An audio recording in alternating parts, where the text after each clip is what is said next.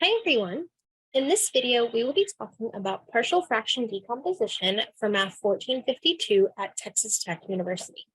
So partial fraction decomposition is one of the integral methods that we're learning here in Chapter 7. So at this point, you may be encountering integrals that all look very similar, but use different integral methods. So for example, we're going to look at these three integrals. So the first one, the integrand is 5 over x squared plus 16. The second, the integrand is 5x over x squared plus 16. And lastly, we have 5x squared over x squared plus 16. So depending on the numerator of this fraction, changes the integral method we're going to use. So the first integral is just going to use the anti-differentiation rule. So anti-differentiation. Because this is just going to integrate to 5 times inverse tangent or arctangent, depending on how you're talking about it. So that one's just an anti-differentiation rule. The second integral is going to use u substitution.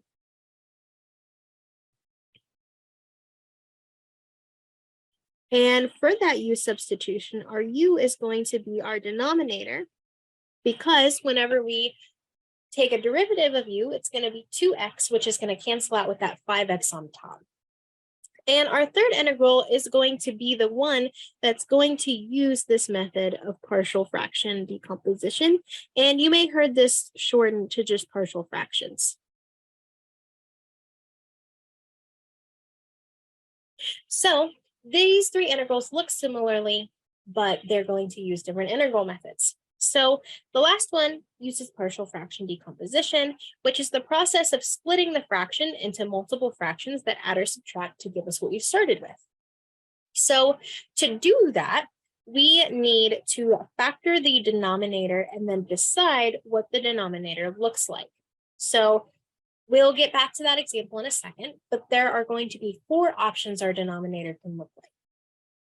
So first, we're going to have distinct linear factors. So that means we are going to have distinct terms with only degree 1. So I'm going to put an example over here on the side in blue. That's going to be something like x plus 4 times x minus 4, right? Distinct terms, and the power on those is 1.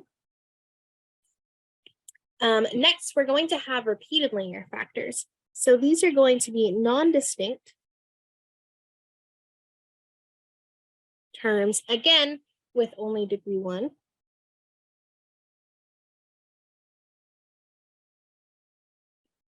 So that's going to be something like, sorry, let me do that in blue. That's going to be something like x plus 4 squared. So repeated linear. So still inside our parentheses is a linear term, but we have 2 of them, 2 of the same. Next is going to be distinct quadratic factors. So these are going to be distinct factors or distinct terms. And this is going to be with degree 1 or 2. So that's going to be the example that we've had up above. So x squared plus 16 times something like x minus 4. Right, so we had x squared plus 16 has degree 2 and x minus 4 has degree 1, and they are different. And then lastly, we have repeated quadratic terms.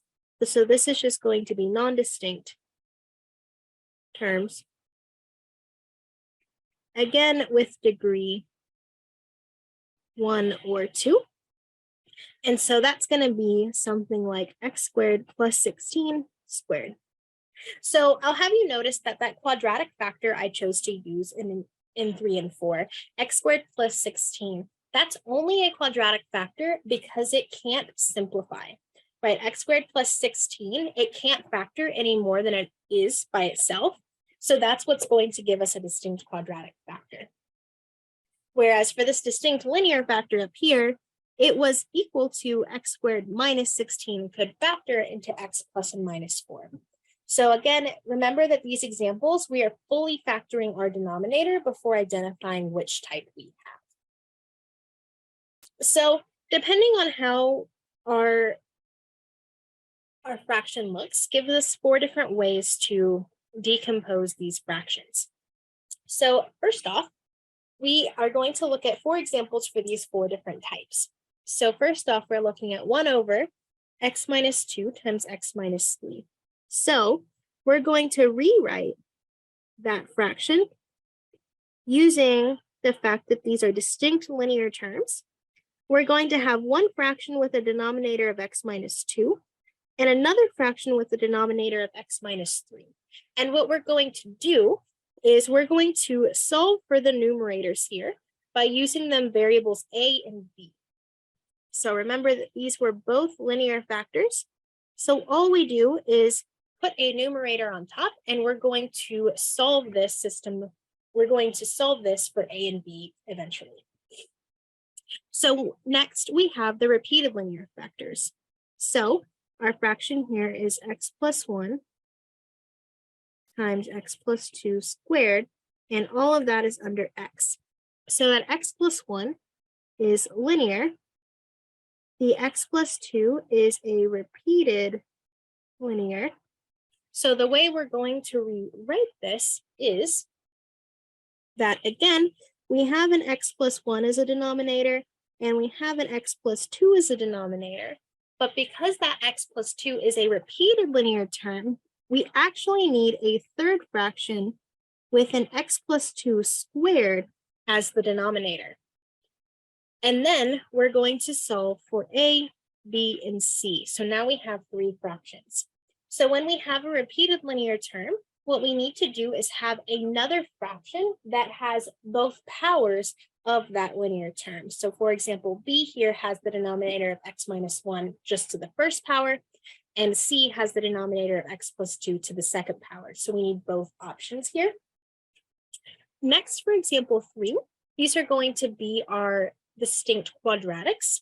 So on the bottom, we have x times x squared plus 1, all under x squared minus 1, so that x here is linear, and the x squared plus 1 is quadratic.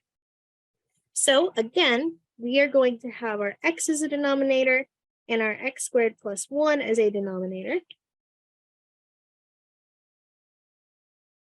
And so our x is just going to have an a above it like normal.